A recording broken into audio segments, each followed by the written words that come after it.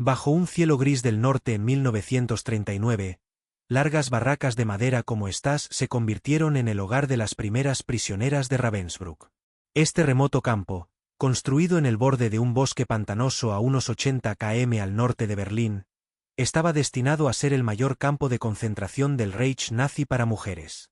Durante los siguientes 6 años, el campo se expandiría sin descanso, cercando bosques con altas vallas y torres de vigilancia. Al final, encarcelaría a decenas de miles de mujeres y niñas de toda Europa, dejando tras de sí un legado de horror y supervivencia. Los orígenes de Ravensbrück se remontan a los objetivos más amplios del régimen nazi de consolidar su control sobre la sociedad mediante un sistema de campos de concentración en rápida expansión. Tras la llegada de Adolf Hitler al poder en 1933, el gobierno nazi, bajo el control de las SS, una organización paramilitar dirigida por Heinrich Himmler, comenzó a construir campos en toda Alemania para encarcelar, castigar y, en última instancia, aniquilar a quienes consideraban indeseables. A finales de los años 30, los campos existentes estaban sobrepoblados, y el liderazgo nazi vio la necesidad de una instalación dedicada exclusivamente a mujeres. Por órdenes de Himmler, las SS comenzaron a construir en 1938 un nuevo campo de concentración exclusivamente para mujeres, cerca de la aldea de Ravensbrück, a unos 90 km al norte de Berlín. El lugar fue elegido por su aislamiento relativo y su proximidad a Berlín, lo que permitía una administración centralizada y facilidad de transporte. El campo se inauguró oficialmente en mayo de 1939 y rápidamente se convirtió en el centro de una red de subcampos. Durante los siguientes 6 años, más de 130.000 mujeres y niños, junto con miles de hombres, serían encarcelados allí. En su primer año recibió a las reclusas del clausurado campo de mujeres de Lichtenburg. Desde el inicio, Ravensbrück fue diseñado casi enteramente para prisioneras. En abril de 1941 se añadió un recinto separado para hombres, seguido a mediados de 1942 por un campo de custodia juvenil en Uckermark para chicas adolescentes. Al principio, el campo tenía solo unas 18 barracas y podía albergar a unos pocos miles de personas. En 1943 se construyó un crematorio y en 1945 una rudimentaria cámara de gas. Originalmente estaba destinado para unas 6.000 reclusas, pero, a pesar de sus modestos comienzos, Ravensbrück llegó a albergar a más de 36.000 prisioneras al final de la guerra. Los nazis llenaron Ravensbrück con las personas que más despreciaban o temían. Desde los primeros transportes, albergó hombres y mujeres etiquetados como asociales, enemigos políticos y otros. Los registros de las SS enumeran tipos de prisioneros: prisioneros políticos, asociales. Un término nazi que incluía a muchos romaníes, judíos, testigos de Jehová y otros clasificados como criminales, perezosos o corruptores de la raza. A medida que la guerra se extendió, mujeres de toda Europa fueron enviadas a Ravensbrück. En 1942 y 1943 llegaron grandes transportes desde la Polonia ocupada y la Unión Soviética. Con el tiempo, hubo prisioneras de más de 30 países. Los grupos más grandes eran mujeres polacas y ciudadanas soviéticas, junto con alemanas, austríacas, húngaras, francesas y muchas más. Entre ellas había combatientes de la resistencia, trabajadoras forzadas, gitanas, judías y clérigos. Un cruce de pueblos que los conquistadores de Europa consideraban prescindibles. Los comandantes de Ravensbrück fueron oficiales de las SS trasladados de otros campos. El primer comandante, Günther Tamaske, sirvió brevemente en 1939. Fue reemplazado por el capitán de las SS Max Koegel a principios de 1940 y luego por Fritz Suren desde agosto de 1942 hasta la caída del Reich. Suren se volvió infame tras la guerra. Un tribunal francés lo condenó por crímenes de guerra y fue ejecutado en 1950. Cada comandante supervisaba una organización que incluía un departamento político, un médico del campo y guardias, la mayoría de ellos mujeres entrenadas como supervisoras, Aufseherinnen, en Ravensbrück. Durante la vida del campo, miles de guardias femeninas de las SS pasaron por allí. Desde la llegada de las primeras prisioneras, el mensaje fue claro: este era un mundo aparte. Una sociedad rígida de cruel jerarquía donde las prisioneras, semidesnudas, hambrientas y aterrorizadas, eran absolutamente impotentes. La vida diaria en Ravensbrück era una lenta caída hacia el sufrimiento. Las prisioneras se levantaban al amanecer para formaciones brutales en el patio de grava, de pie durante horas para contarlas una a una. En invierno, la nieve crujía bajo sus pies. En verano, el polvo llenaba el aire. La comida era escasa, una sopa aguada y una rebanada delgada de pan negro que dejaba a todas demacradas. Muchas simplemente se consumían de hambre. Las enfermedades y los piojos eran rampantes en las atestadas barracas, propagando fiebre y muerte. El miedo y la debilidad mantenían cautivas a las prisioneras incluso más allá de los alambres de púas. La doctora Doris Maase, médica del campo, escribió después que con el tiempo una desea ser ermitaña en lugar de estar siempre rodeada de gente, un testimonio silencioso de cómo la vida allí erosionaba el espíritu humano. Las mujeres eran obligadas a realizar trabajos interminables. Originalmente, las primeras reclusas ayudaron a construir el propio campo. Para 1942, las SS forzaron a las prisioneras de Ravensbrück a producir suministros para la guerra. Dentro de los muros, creció un complejo industrial donde las internas hacían trabajos de fábrica y de máquinas. Incluso las tareas consideradas aptas para mujeres se convirtieron en faenas brutales: coser uniformes para la Wehrmacht, tejer mantas, hilar cordones en equipos bajo la mirada vigilante de los guardias. La empresa Siemens dirigía 20 talleres fuera del campo a partir de 1942, donde las prisioneras encadenadas trabajaban en piezas eléctricas. Estas tareas, realizadas desde el amanecer hasta el anochecer con muy poca comida, destrozaban muchos cuerpos. Las mujeres que ya no podían trabajar eran segregadas y a menudo olvidadas. Debajo de todo ello había una violencia constante. Guardias femeninas de las SS patrullaban cada pasillo de las barracas y cada piso de las fábricas. Algunas recién llegadas a las SS adornaban su uniforme con puños blancos y cuellos bordados, pero esos adornos no podían ocultar la crueldad. La brutalidad se volvió una normalidad perversa. Una sobreviviente recordó que algunas prisioneras jugaban un triste juego, apostando cuánto tardaría una nueva guardia en perder toda compasión y unirse a los maltratos. En Ravensbrück se entendía ampliamente que las guardias más crueles eran las más valoradas por las SS. Se las consideraba las más probadas. Como observó más tarde un testigo, muchas guardias se deleitaban en sus papeles. María Mandl, una Oberaufseherin, testificaría más tarde con total franqueza que no veía nada malo en el régimen severo del campo. Otra joven Aufseherin, Irma Grese, forjó su reputación de crueldad allí. Llegó a Ravensbrück con apenas 18 años y aprendió el oficio de supervisora. Más tarde, en Auschwitz, se ganó la infamia como la hiena de Auschwitz. El hambre también se convirtió en un arma. Las SS redujeron las raciones a niveles de inanición. A finales de 1944, durante el colapso final de la Alemania nazi, incluso los basureros se convirtieron en fuente de sobras, y aún así miles murieron de hambre.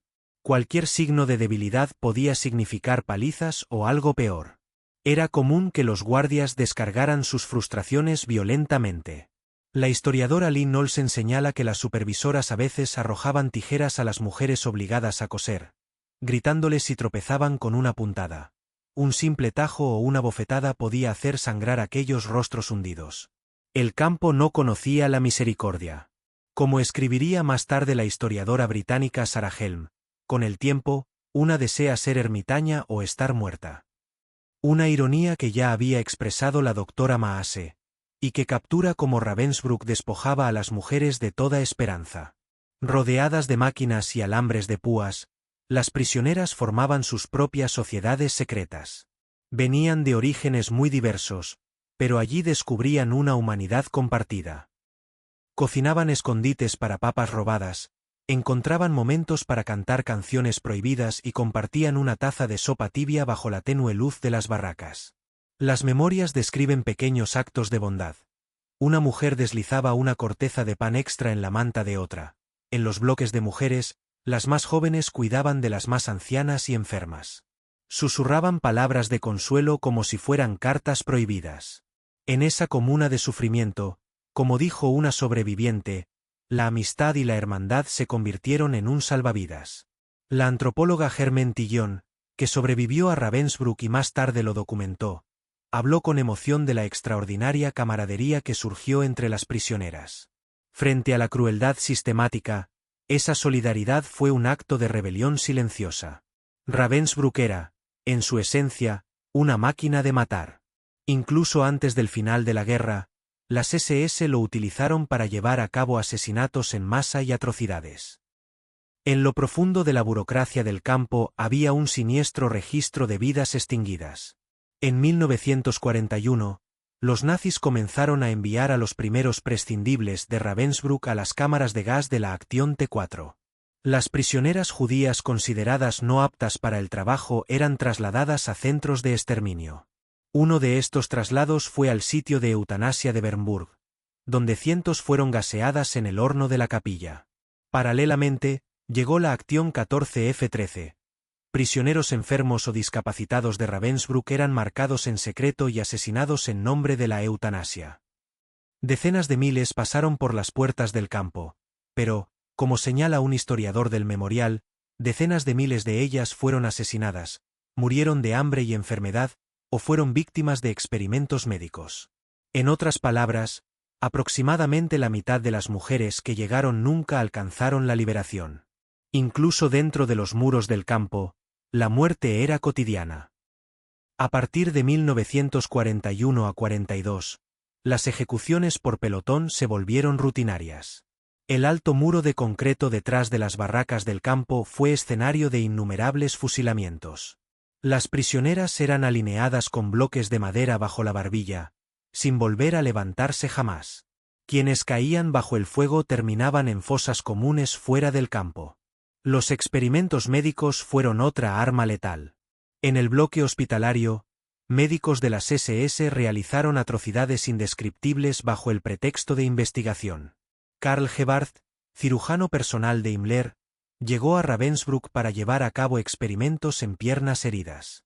Deliberadamente rompía o cortaba huesos de las prisioneras, infectaba las heridas con bacterias, tétanos, gangrena gaseosa y suciedad, para luego probar distintos fármacos sulfa. Las mujeres que tenían las piernas destrozadas sufrían vendajes podridos e instrumentos sucios clavados en su carne. Muchas morían desangradas sobre la mesa. Quienes sobrevivían vivían con dolores y discapacidades de por vida. Gebhardt incluso intentó amputar y trasplantar miembros entre trabajadoras esclavas y soldados alemanes heridos, una grotesca misericordia invertida. Su principal asistente, la doctora Herta Obereuser, fue posteriormente condenada en Nuremberg por su papel en estas vivisecciones humanas. En 1943 y 1944, las inyecciones cambiaron, pero no las víctimas.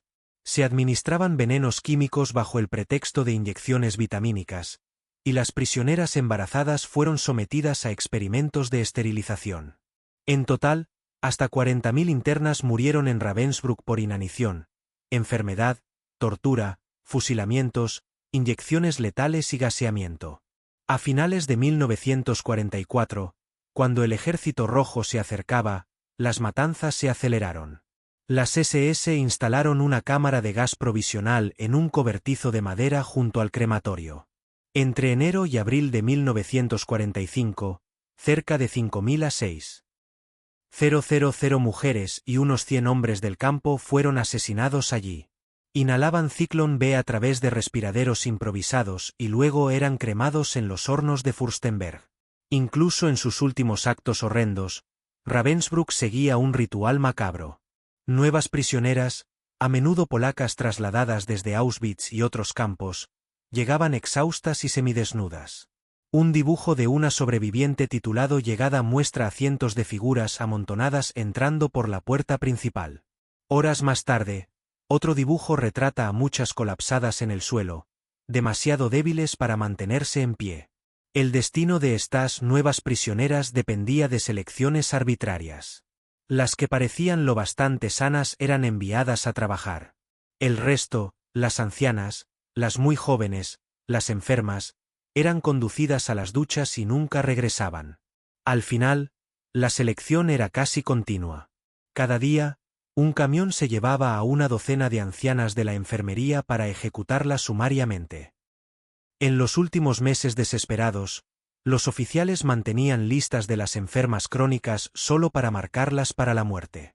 Cuando Suren ordenó la evacuación, dejó atrás a 2000 mujeres gravemente enfermas que no podían marchar.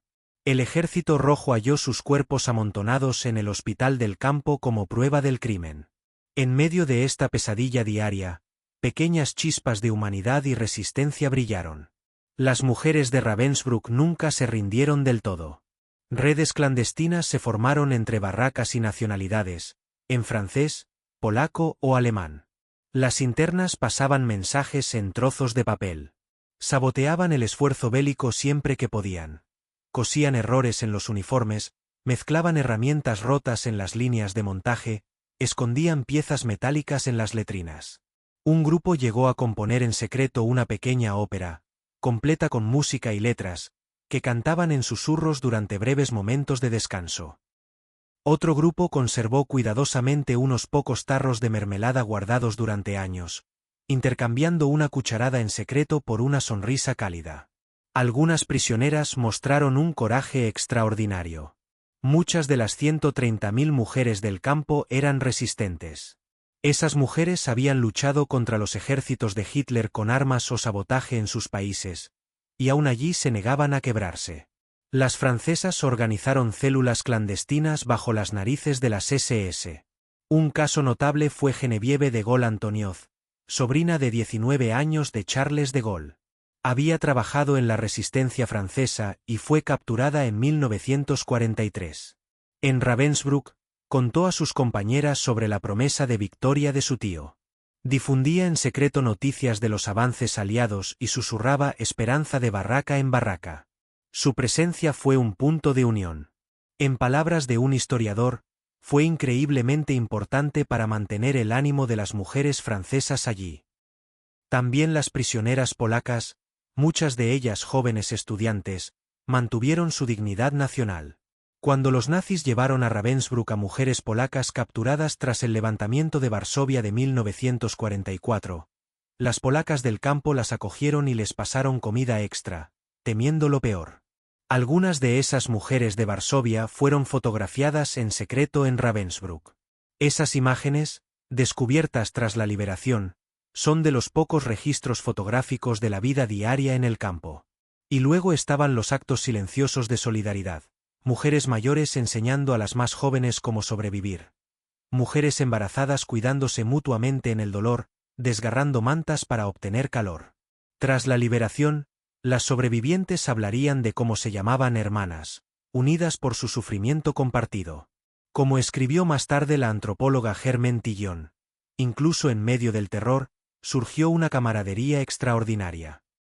En un lugar diseñado para deshumanizar, estas mujeres volvieron a humanizarse mutuamente, convirtiéndose en cuidadoras, madres y amigas de perfectas desconocidas.